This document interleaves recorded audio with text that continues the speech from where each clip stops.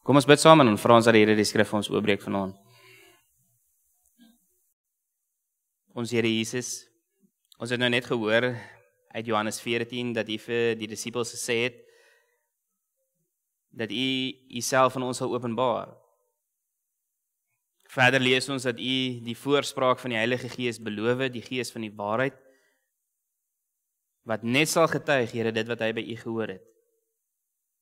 Heilige Gees, daarom bid ons vanaand dat U die skrif vir ons sal oopbreek en dat U ons sal help om te verstaan hoe U te werke gaan in ons lewens. Want dit is een ding om dit in die tekste te gaan lees, dis 'n ander ding om dit toe te pas in ons lewens. En daarom bid ons vanaand nederig dat U daardie brug sal bou en ons sal help om dit te kan verstaan en toe te pas en te ervaar in ons eie lewens hier vandag. So Here, daarom bid ons dat U die skrif vir ons sal oopbreek vanaand. En dat U die een sal wees wat spreek en ons as die dienaars luister. Amen. Nou gemeente, kom ons lees die teks saam en dan is daar 'n paar goed wat ek graag met julle wil deel vanaand. So vers 5 sê die Bybel die volgende.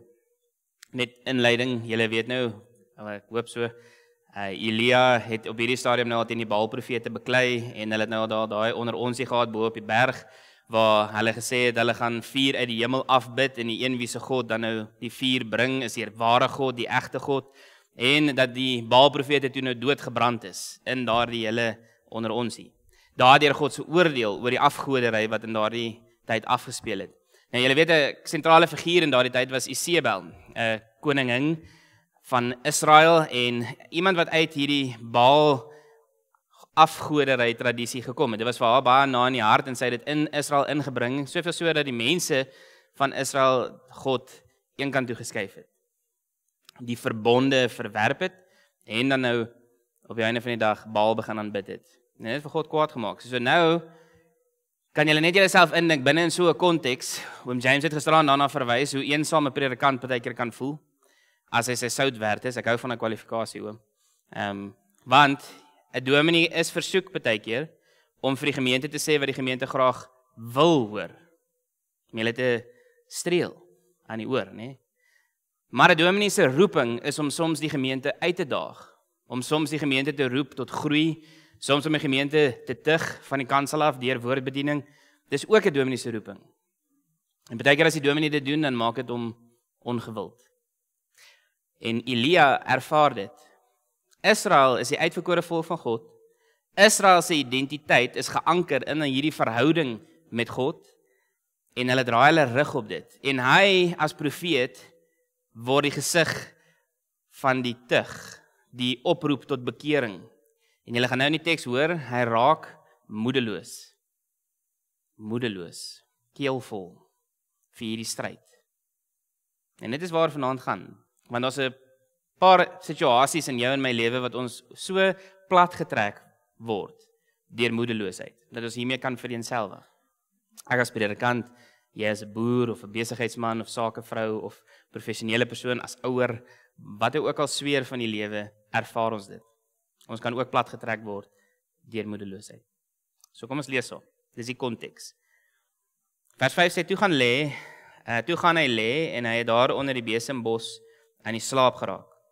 En toe hy hom weer kry, skud 'n engel aan hom, dis nou Elia, en sê vir hom, word wakker en eet. Toe hy opkyk, sien hy by sy kop roosterkoek, wat op warm klippe gebak is, en 'n kruik water, en hy het geëet en gedrink en weer gaan lê. Die engel het 'n tweede keer aan hom geskud en gesê, word wakker eet, anders sal die pad vir jou te lank word.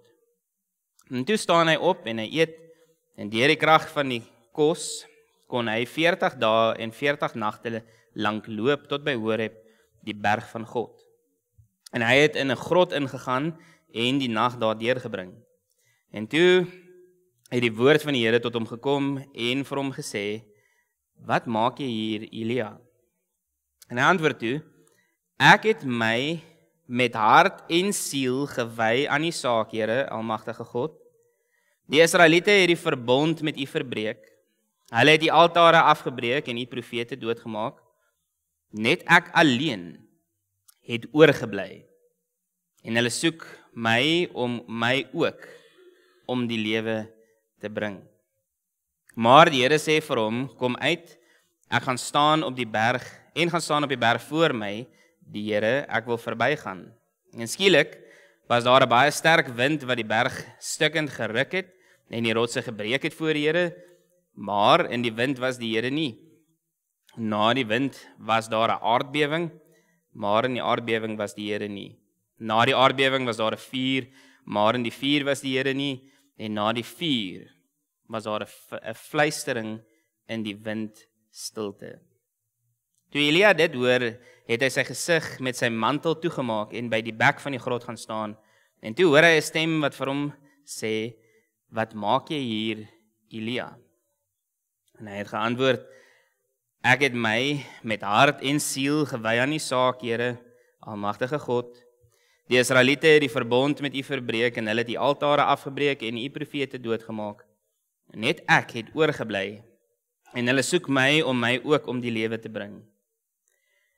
Maar die Here sê vir hom, draai in jou spore om na die Damaskus woestyn toe, en as jy daar aangekom het, moet jy vir Gesaliel salf tot koning van Aram, en dan moet jy ook vir Jehu seun van Nimsi salf tot koning van Israel, en vir Elisa seun van Safat uit Abel Megola moet jy salf tot profeet om jou op te volg. En dan sal dit so wees, wie Gesaliel se swaard vryspring, Jehu sal hom doodmaak, en wie Jehu se swaard vryspring, Elisa sal hom doodmaak. Maar, hoor nou vers 18, maar ek sal in Israel die 7000 laat oorbly, wat nie die Baalbeeld aanbid het nie. Net tot sover.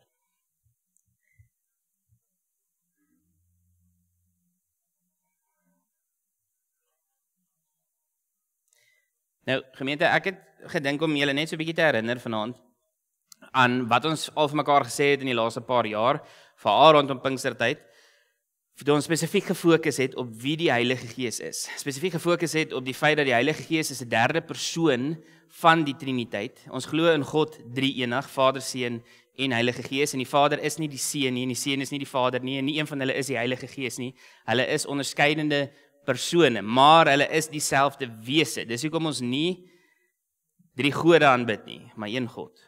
En ek het nou al 'n bietjie dit met belydenskinders getoets en mense buite ons godsdienst wat sê dit maak nie vir ons sin nie, want 1 + 1 + 1 is tog 3, né? Dus ek is nie 'n plussom nie. Dis 'n maalsom, né? 1 maal 1 maal 1 maal 1 is 3. Spot. Is julle wakker? Né? Dis 1, né? Dis 1. So is 'n maalsom. 1 tot die mag 3 is wat? Dis 1. Alright? So die gedagte wat hierin opgesluit is, wat ons mooi moet verstaan, net ter inleiding vanaand, is dat die Heilige Gees is 'n iemand met 'n bepaalde wil, met 'n bepaalde persoonlikheid, en hy openbaar homself ook aan my en jou. Maar die doel van die Heilige Gees is om Christus se saak by my en jou te kom pleit, om dit tot bekering te bring. En dan wanneer jy tot bekering gekom het die Heilige Gees dan 'n verdere rol om jou te laat groei, om jou verder te, mooi woord, te suiwer in jou geloof en in jou godsdienst, en om jou te vertroos, jou by te staan. Want wat doen moedeloosheid? Moedeloosheid en eensaamheid is soos twee boeties wat die pad saamloop. Want saam met die eensaamheid kom moedeloos baie gou. Baie gou. En ons almal glo ek in hierdie kerkgebou het dit al beleef in ons lewe. Daardie lam gevoel van hopeloosheid en moedeloosheid. So, ter inleiding. Die een het ek nou, soos julle weet, moes ek nou voorberei het vir legitimasie in Amerika, en een van die toetse wat ek moes voorberei het, eksamen, het gegaan oor hulle kerkgeskiedenis, en ons twee figure wat ek moes bestudeer het, en wie se boeke en werk en so aan ek moes deurwerk het. Die een is Francis Schaeffer, baie bekende apologeet in die Amerikaanse tradisie, en dan Gretchen Machen, wat ek ook gedoen het laas jaar in Oktober, toe ek gepraat het oor die huwelik. Nou hoor net wat sê hierdie twee skrywers. Machen het gesê, die Heilige Gees is nie bloot 'n invloed of krag nie, maar hy is die lewende God wat in ons woon en ons lei na die waarheid van Christus. So sien julle die kwalifikasie van die gereformeerde tradisie is dat ons dit beklemtoon van kansels af, dat die Heilige Gees is God, sê iemand, nie maar net 'n krag of 'n invloed nie, iets wat jy voel nie. En dit gaan nou belangrik raak. Francis Schaeffer het verder gesê, die Heilige Gees is die een wat die werklikheid van God se teenwoordigheid in ons lewens bring. Hy is die een wat die werklikheid van God se teenwoordigheid bring.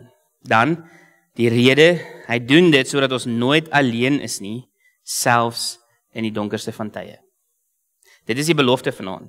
So ek het dit opgesom, dit is sê vir Machen is die Heilige Gees se werk onlosmaaklik verbind aan God se woord, wat ons geloof versterk en ons vernuwe. Dit beteken, broer en suster, as julle nou byvoorbeeld dink aan wat Paulus sê in die Nuwe Testament in 1 Tessalonisense, dat alles wat jy ervaar in hierdie lewe, moet jy op die proef stel. Jong mense love daai teks, om te sê ek mag gaan eksperimenteer, want jy moet alles op die proef stel.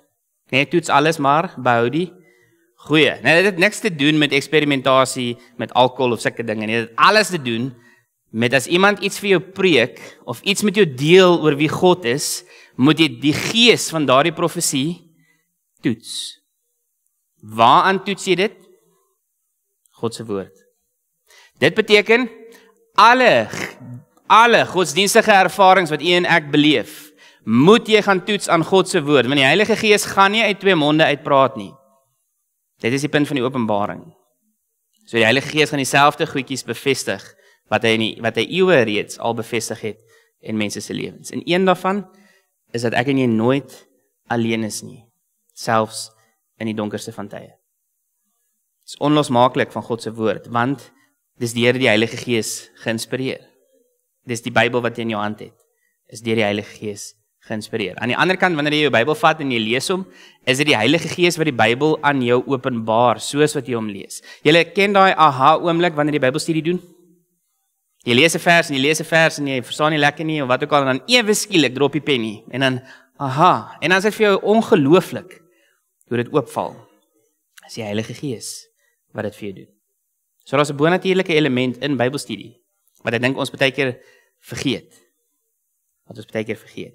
Francis Schaeffer byvoorbeeld het daai aanhaling kom uit sy boek uit The Great Evangelical Disaster 1984, het hy, as ek dit op kan som, die Heilige Gees beklemtoon dat sy werk altyd Christus verheerlik.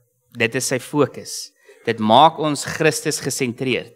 Met ander woorde, alles wat ek en jy doen om ons uit die eensaamheid te verlos, om ons van sonde te bevry, om ons op die einde te reinig en al hierdie klas van goedjies, sy doel is om jou gelykvormig te maak in die beeld van die Seun. Jy moet meer soos Jesus word. Dis die doel. Dis die fokus. Altyd is Christus gesentreerd. So dit rig my in jou harte op God se groter plan, selfs in tye van moedeloosheid. Dit is die hart daagter. So, ek het vir myself aan dink, wat het dit nou met doen met Elia? Hoekom praat ons oor Elia vanaand? En die rede daagter is nou baie persoonlik. Toe ons hierdie reeks beplan het ek en hom James vir mekaar gesê, ons moet dit ook ons eie maak. Dit is wonderlik om oor hierdie temas te gesels, maar ons wil dit vanaand na julle toe bring en gisteraand ook uit ons eie ervarings uit en lewens, dat dit tasbaar raak. En hierdie moedeloosheid is iets wat ons almal voel in die kerk baie keer. Hoeveel keer, toe ek in hierdie gemeente begin het 5 jaar terug, het mense die storie kom deel. Daar was 'n tyd in hierdie tyd en om James se tyd, so hy sal dit ook mooi onthou, waar ons stoele ingedra het in die kerke. Nee? En ons het meer as een erediens gehad op 'n Sondag, en elke erediens was stampvol gewees. En as ons nou kyk na die kerk vandag, dan word ons baie keer deurtrek met moedeloosheid, want hoekom vlug mense? Ons gemeente, met die Here se genade, is 'n uitsondering, maar kerke reg oor die wêreld bloei lidmate. Dis 'n realiteit, en saam met dit kom moedeloosheid. En as 'n dominee byvoorbeeld, is dit vir my baie keer verskriklik frustrerend, as die verskonings kom, vir hoekom mense nie kan kerk toe kom nie, dan moet my vrou my baie mooi begelei om te kalmeer. Dis raar, jy moet haar vra, dan moet sy die stukke kom optel. Of as ek na bepaalde kerkvergaderings toe gaan, die moedeloosheid, wanneer ek van daai vergaderings af huis toe kom, en my vrou moet die stukke weer by mekaar sit. Dis nou 'n bietjie agter die skerms, wat julle nie noodwendig sien nie. So ek vereenselwig so met wat Elia hier sê, Here, ek wy my met hart en siel aan u saak, waarheid, om die ware God te aanbid, en op die regte manier die ware God te aanbid, soos wat hy openbaar het in die skrif. Maar mense voel baie keer alleen as jy dit doen, want jy kry weerstand, en mense wil nie na jou luister nie, en al hierdie klas van goed. En in sy storie, vervolging. Dit is nie uniek aan die Ou Testament nie, dit in die Nuwe Testament ook gebeur vandag nog, soos wat ek en jy hier staan, word daar mense oor die wêreld vervolg vir hulle Christendom. En in die westerse wêreld. Weet jy of julle dit weet nie, maar in sekere Europese lande op die oomblik, en selfs in Australië op die oomblik, is dit onwettig om vir mense te bid, in sekere kontekste.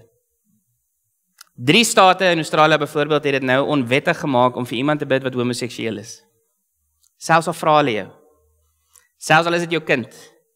As hulle jou aangee by die staat, kan jy tot en met 5 jaar tronkstraf opdoen vir gebed.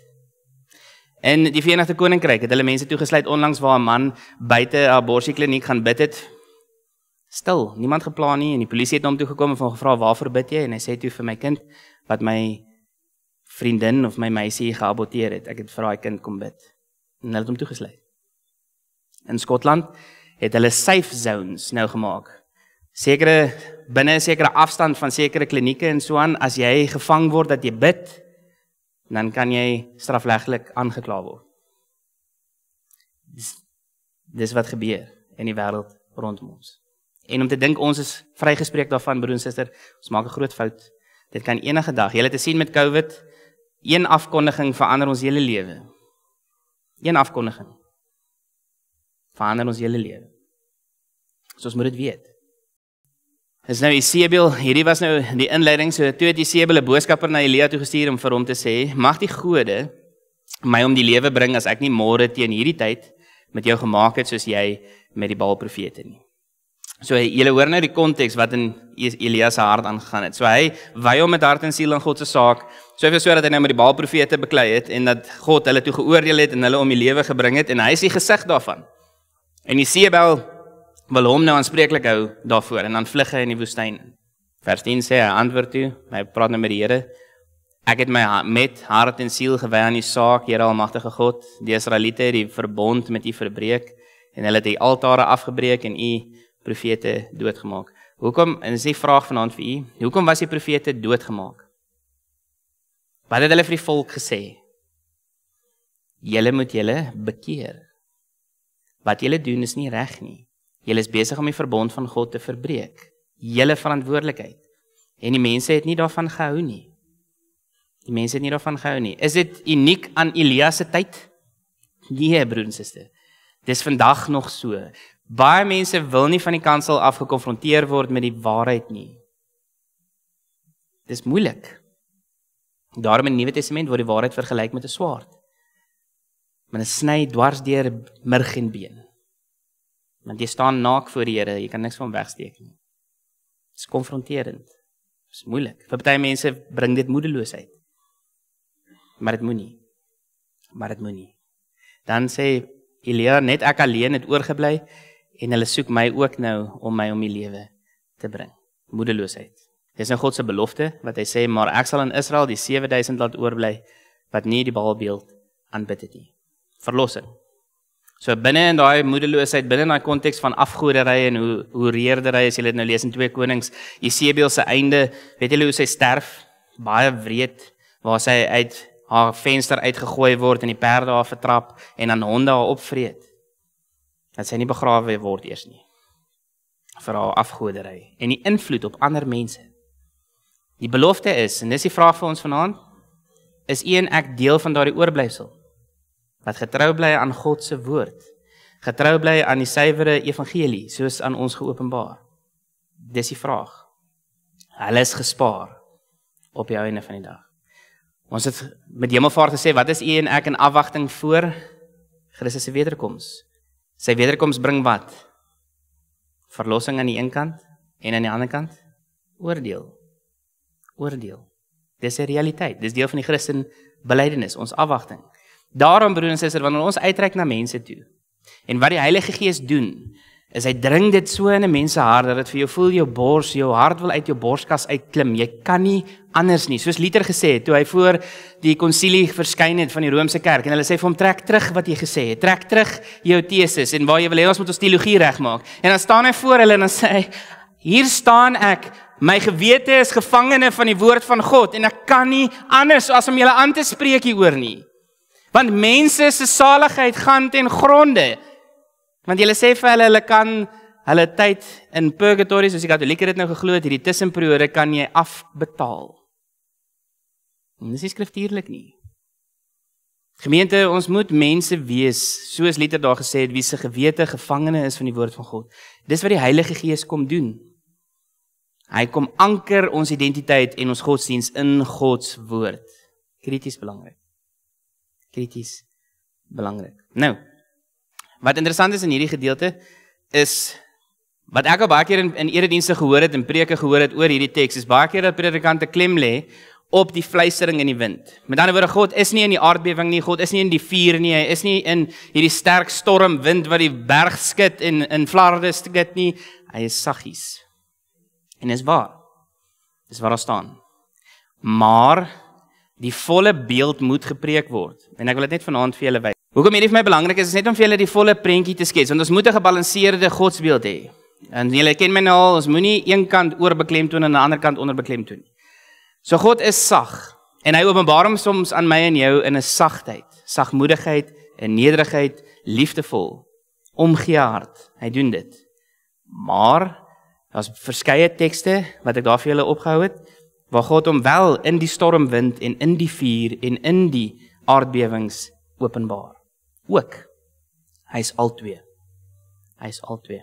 So, ek het vir julle opgesit Job 38:1. Ek gaan dit net vir julle lees. Dis waar die Here op die ou einde in Job se storie, na al sy vriende nou vir hom klomp redes gegee het vir sy lyding, dan kom God uit 'n stormwind en sê vir hom, maak jou reg vir die stryd. Ek gaan nou vir jou vra en dan gaan jy my antwoord.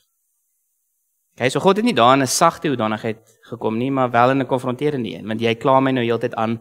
So kom ek vra jou 'n paar vrae. Stormwind.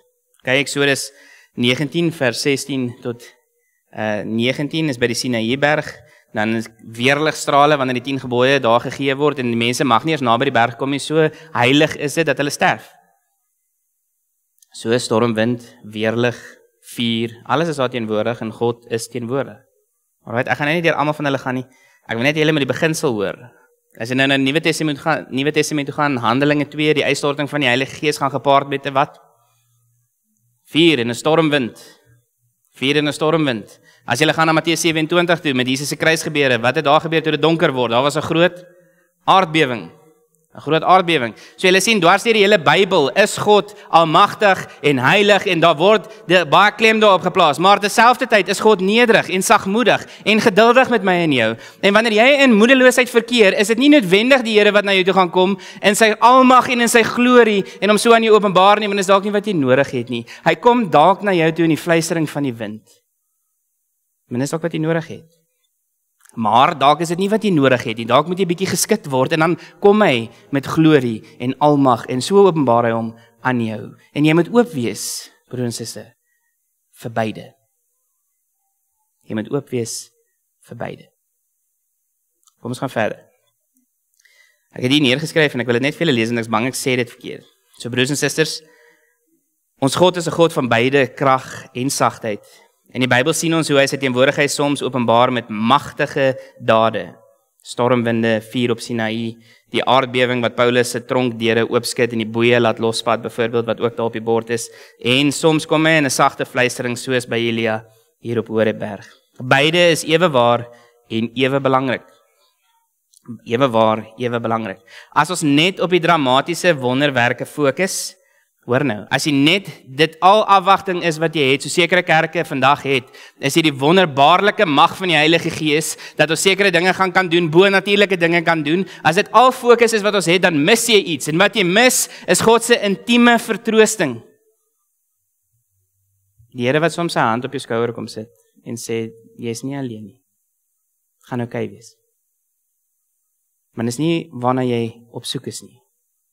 So dan kyk jy dit mis. Maak dit vies sin? Aan die ander kant, as ons net op die stille stem wag, dan vergeet ons so maklik van God se almagtigheid, sy grootheid, die kragdadige wyse waarop hy kan ingryp en genesing bring, verlossing bring, bevryding bring. God, broer en suster, doen albei. Doen albei. Die Heilige Gees, as die derde persoon van die eenheid, werk op hierdie maniere om my en jou te vernuwe. Hy bring hernuwing. So, as ons net wonderwerke soek, dan word ons geloof afhanklik van sensasie. Dis die versoeking. Dit word afhanklik van sensasie. Ons moet hierdie wonderdinge doen. Ons moet almal moet in sekere tale bid in die erediens en al hierdie tipe goedjies wat gebeur. En ek sê nie almal wat dit doen is verkeerd nie. Julle my nie verkeerd hoor vandag nie, maar die versoeking is daar. As ons net wag op wonderwerke, dan raak ons geloof afhanklik van sensasie. As ons net op die stilte wag, dan mis ons God se krag om in te gryp. En die Heilige Gees werk soos hy wil, en daarom moet ons oop wees vir albei. Ons kan nie vir God dikteer nie, dis die beginsel. Ek gaan vir julle 'n pragtige lied speel aan die einde, wat kom uit die film uit, van Joseph, the King of Dreams, so 'n animasiefilm wat vir my in baie na in die hart lê, net soos The Prince of Egypt byvoorbeeld van Moses, vir my 'n wonderlike musikale, wat is die Engels of Afrikaanse woord vir musical? Afrikaanse mense. 'n musiekblyspel, wonderlik. Ek het nou heeltemal blank geslaan, maar 'n musiekblyspel. En julle gaan nou hoor in daai liedjie wat gesing word daar, die liedjie se naam is You Know Better Than I. En dan so 'n gedeelte in die lirieke waar hy sê, toe hierdie slegte goed met my gebeur het ek vir jou, I put up a fight, en ek het vir jou begin dikteer hoe jy my kan help. En deur hierdie proses het ek agtergekom, jy weet beter as ek. En ek laat gaan. So, teach me. Ja, kry hoendervleis. Leer my jy wil, Heer. Soos ons vroeër gesing het. Goed. So ek wil julle oproep vanaand, wees waaksaam om God se Gees in beide die storm en die stilte te ontmoet. Lees jou Bybel, bid getrou en vertrou dat die Heilige Gees jou kan vernuwe en sal vernuwe, want hy beloof dit. En of dit nou met 'n magtige deurbraak is in iemand se lewe of in jou eie lewe, of met 'n sagte fluistering deur 'n teks, deur 'n broer wat sy hand uitsteek na jou toe, of 'n suster wat by jou kom sit en met jou gesels. Wees waaksaam om God se Gees in beide die storm en die stilte te ontmoet. Ek wil dit vir julle opset. God is nie beperk nie, soos hy Elia in die fluistering ontmoet het en die apostels met stormwind en vuur op die Pinksterdag. So kom hy ook vandag na ons toe. Soms met krag en soms met sagtheid. Dis pragtig. Die Here werk nog steeds in my en jou, deur my en jou. So die Heilige Gees, wat God self is by ons om ons te vernuwe. So laat ons dus onsself oopstel, oop wees vir albei, sodat ons sy werk in ons lewens ten volle kan ervaar. Jy moet oop wees daarvoor. Nee. Kom ons gaan, ek wil afsluit. Jy net die vraag te vra, hoe bewerk die Gees vernuwing, en ek het net so paar goedjies vir julle opgesit. So deur die woord van God, deur gebed, deur die geloofsgemeenskap, deur die sakramente en 'n God-gefokuste Christenbediening. Dis hoe die Heilige Gees vernuwing bring. So, die Gees maak die skrif lewendig om ons te troos en ons te lei. Byvoorbeeld wanneer iemand rou, wat baie van ons al gedoen het, steeds doen, kan die Heilige Gees 'n teks vir iemand gee, soos Romeine 15 vers 13, wat sê, God is 'n God van hoop. God is 'n God van hoop. Daar's lewe na die dood. Daar's 'n toekomsverwagting. Ek het die dood oorwin. Daarom treur ons wel, maar nie soos hulle wat geen hoop het nie. Want dood, waar is jou angel? Waar is jou oorwinning? En dit word 'n refrein, 'n koor in my hart. Die woord. So, ons moet gereeld ons Bybel lees en oor hierdie goedjies dink. Gebed, die Gees help ons in ons swakheid en pleit vir ons, Romeine 8, 26, 27. As jy nie weet wat om te bid nie, dan tree die Heilige Gees vir jou in en hy vertaal jou gebede tot die Vader. Wonderlik. Hy staan jou in jou swakheid by. So kom ons wees eerlik met God in ons gebede, selfs oor ons pyn, ons hartseer, ons twyfel, ons frustrasie, ons bekommernis. Ons mag dit doen.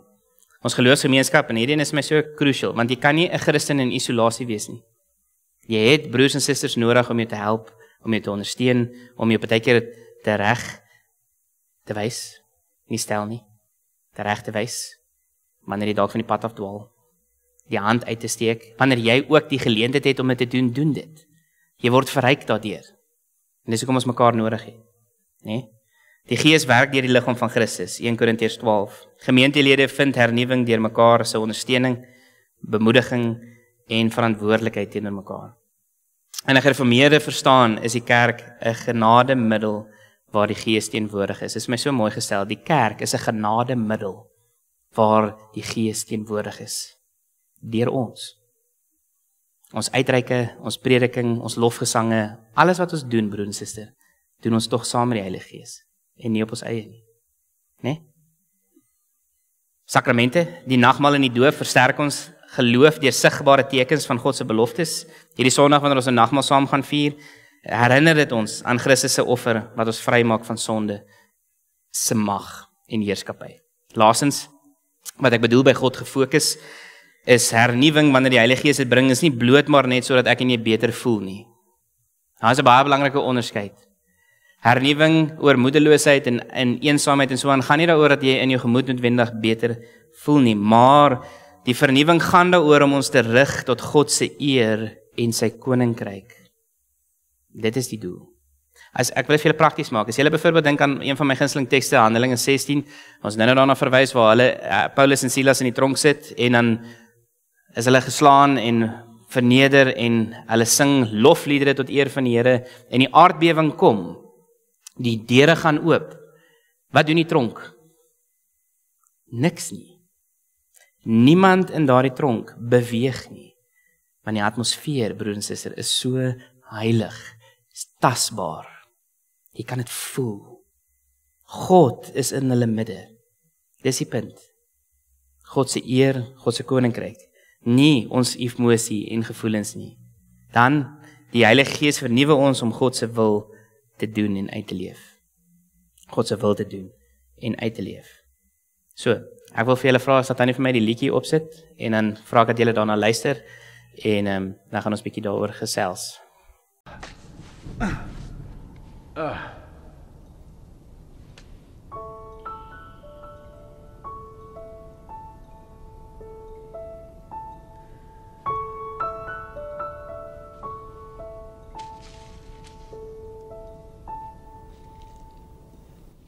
I thought I did what's right.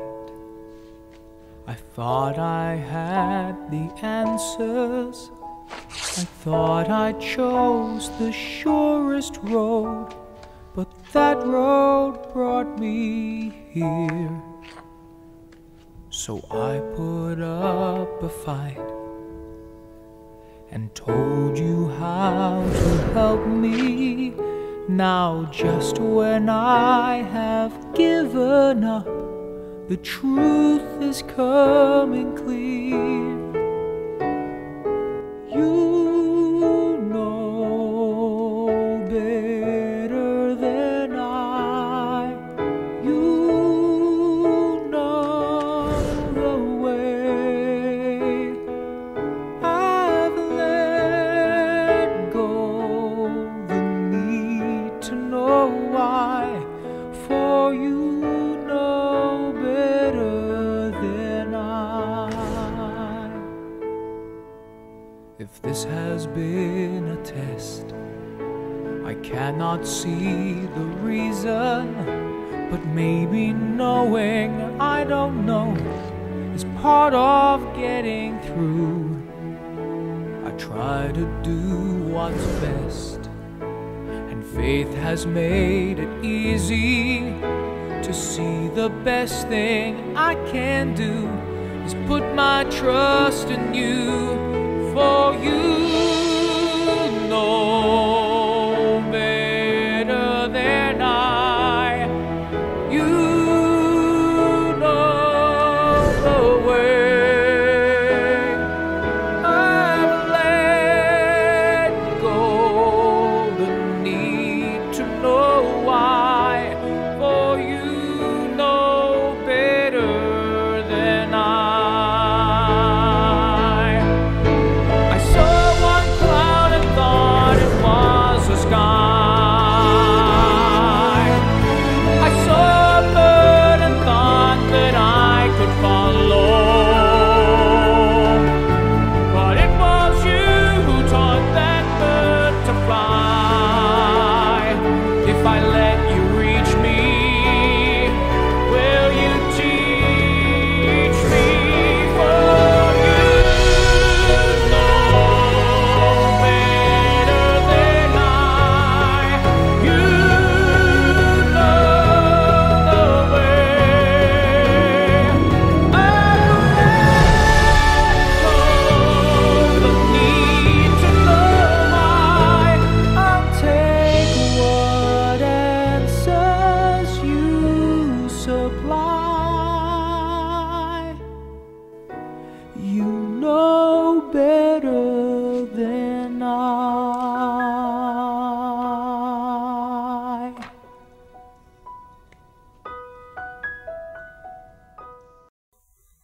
Ek sal die videoetjie vir julle op die groep sit, dan kan julle hom ook volg, want soos wat hierdie lied speel, wys hulle verskillende tonele van Josef se lewe, waar sy broers hom in slawerny in verkoop, waar hy as slaaf dan nou uit dit uitkom in Potifar se huis werk, en Potifar se vrou wat hom dan wil hê en sy klere skeer en hom in die tronk gooi, en soos wat hy sing, is hy in die tronk, en dan dink hy terug aan al hierdie gebeurtenisse in sy lewe, en wat vir my so mooi is aan die einde waar hy sê, ek laat gaan, I let go of having to know the reason why. You know better than I. Dis vertroue op God. Dat God goed is, dat God 'n Vader is wat hom oor my en jou ontferm en vir my en vir jou lief is. Vertroue in God se plan vir my en jou lewe. Want hoe sluit 'n wonderlike hoogtepunt in Josef se lewe, hoe sluit dit af? Waar hy sy broers weer in die oë kon kyk en dan sê hy vir hulle, ek vergewe julle, ek is nie kwaad vir julle nie, maar julle het daai goedjies bedoel vir sleg, maar God het dit bedoel vir goed, sodat ek mense kon red. En jy beland nie net daar in 'n oogwink nie, dis 'n leeftyd van stoei en struikel, worstel met die Here, maar die Here is getrou. Die Heilige Gees sal hom aan jou openbaar. So gemeente, mag julle weet vanaand, dat soos God vir Elia in die sagte fluistering ontmoet het, so moet die Heilige Gees elkeen van ons vandag ook in ons moedeloosheid, ons eensaamheid. Hy gee vir my en vir jou hoop, hy gee vir jou krag, nuwe plan. So julle sien in die storie, hy is moedeloos, moeg, afgemat, en dan kom God en sê, gaan doen nou dit en dit, gaan salf so en so en so. Kry vir jou opvolger. Nuwe plan, nuwe passie.